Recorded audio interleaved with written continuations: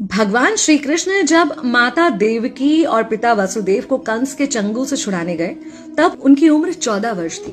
उनकी माता ने उनसे पूछा कि बेटा तुम तो भगवान हो, तो तुम हमें पहले ही कंस के चंगुल से छुड़ा सकते थे, इतनी देर क्यों कर दी?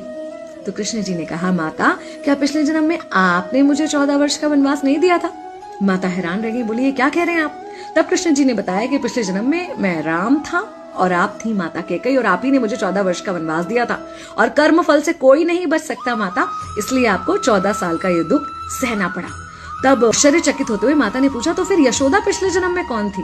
कृष्ण जी ने बताया, वो थी माता कौशल्या, जो 14 साल तक अपने पुत्र से अलग रही थी। उन्होंने उस दुख को सहा था, इसलिए इस जन्म में 14 साल मैं उनके पास रहा और मेरे साथ रहने का माता और पुत्र के प्रेम का सुख उन्हें मिला।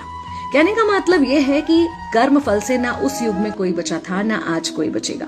खुद भगवान भी कर्म फल से नहीं बच सकते, इसलिए अपने हर एक कर्म को बहुत सोच समझ कर कीजिए, क्योंकि जिसके भी खिलाफ आप कुछ गलत कर रहे हैं उससे आपकी शत्रुता कुछ समय या शायद एक जन्म की है, लेकिन उसके साथ कुछ गलत करके आप अपने कई जन्म बिगाड़ सकते हैं।